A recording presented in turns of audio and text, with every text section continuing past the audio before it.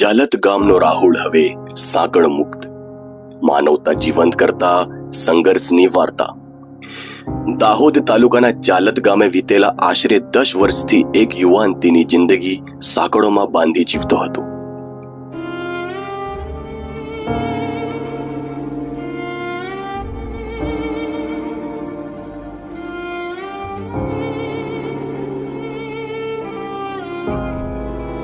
પરિવારજનોના કહેવા મુજબ વજુભાઈ પણદાના પુત્ર રાહુલની માનસિક સ્થિતિ લગભગ 8 થી 10 વર્ષ પહેલા ખરાબ થઈ ગઈ હતી। શરૂઆતમાં સામાન્ય ઇલાજ કરાવ્યા, પરંતુ ફાયદો ન થતા પરિવારને અવિરત ભય રહેતો કે રાહુલને કોઈ નુકસાન ન પહોંચાડે કે ગામમાં કંઈ નીકળી ન જાય। આ ભયને કારણે તેને ઘર બહાર એક નાની ઓરડીમાં સાંકળથી બાંધી રાખવામાં આવ્યો હતો।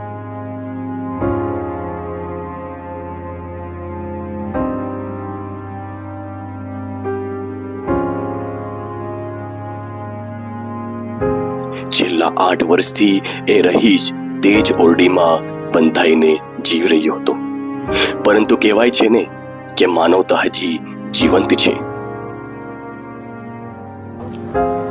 જે આ મારા ભાઈ એના પપ્પાનું નામ છે વજુભાઈ દેવાભાઈ પણદા, એમના છોકરાનું નામ છે, જે આની હાલત બેકાર થઈ રહી છે, એમનું નામ છે રાહુલ વજુ પણદા। એને લગભગ 8 વર્ષથી આ પરિસ્થિતિ અંદર અમે અમારી એટલી બધી જાતની સારવાર કરી, પણ કોઈ સારવાર દુવા લાગી નથી। અમે આ સંસ્થાને અમે સંધ્યાબેન ભુરિયા અને જય અંબે ટ્રસ્ટને જાણ કરી અને અમે અમારો છોકરો એમને સોંપીએ છીએ અને સારો થઈ આવે એવો ભગવાનની કૃપા માની અને એવી અપેક્ષા માનીએ છીએ અને અમારી વાણીને વિનમીએ છીએ। દાહોદની જાણીતી સામાજિક કાર્યકર સંધ્યાબેન ભુરિયા સુધી આ જ્યારે બાબત પહોંચી ત્યારે તેમણે તરત જ આ પરિવારનો સંપર્ક કર્યો।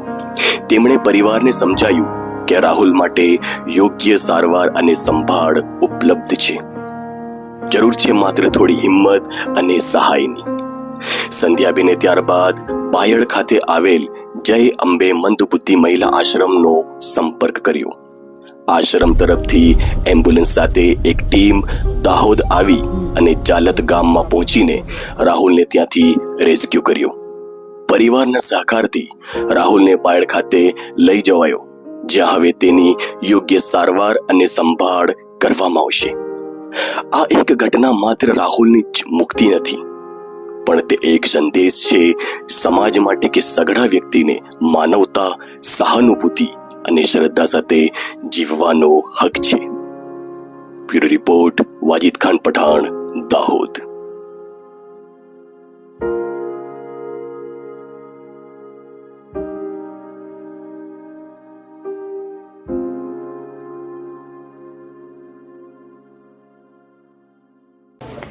જય અંબે ડાયનામિક સર્વાંગી વિકાસ ટ્રસ્ટ મોટી સારસી દ્વારા અવારનવાર માનસિક અસ્થિર ભાઈઓ બહેનોને રેસ્ક્યુ કરી અને અમે સારવાર અર્થે જય અંબે મંદબુદ્ધિ મહિલા સેવા ટ્રસ્ટ પાસે મોકલી આપીએ છીએ।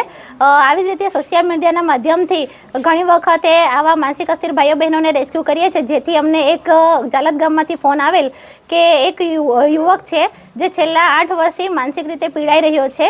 આજુબાજુ ગ્રામજનોને તેમજ શાળામાં ને અવારનવાર રસ્તા ઉપર બી બહુ બધું નુકસાન કરતો હોવાથી માતા પિતા તેને સાચવી શકે તેમ નથી। માતા પિતાએ જણાવેલ કે બેન, અમે આની દવા કરી શકીએ એવું નથી, આની સારવાર કરી શકીએ એવું નથી, તમે એને લઈ જઈ અને સારું કરો, તે માટે તેઓ અમને સંમતિ આપે છે કે અમારા બાળકને તમે લઈ જાઓ। જેથી આજે એ બાળકની અમે રૂબરૂ મુલાકાત કરી અને મુલાકાત દરમિયાન એ બાળકની સ્થિતિ જોઈ તો ખૂબ જ દયનીય હતી।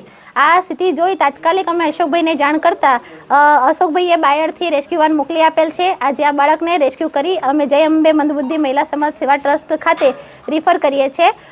આવું તમારી આસપાસ બહુ બધી જગ્યાએ જોવા મળતું હોય, તમને બધાને જ એક વિનંતી છે કે બળવા બુવા નહીં કરી અને આ લોકોની માનસિક સ્થિતિ સારી કરવા માટે મનોચિકિત્સકને મળી અને તેમની દવા કરાવો। જય અંબે।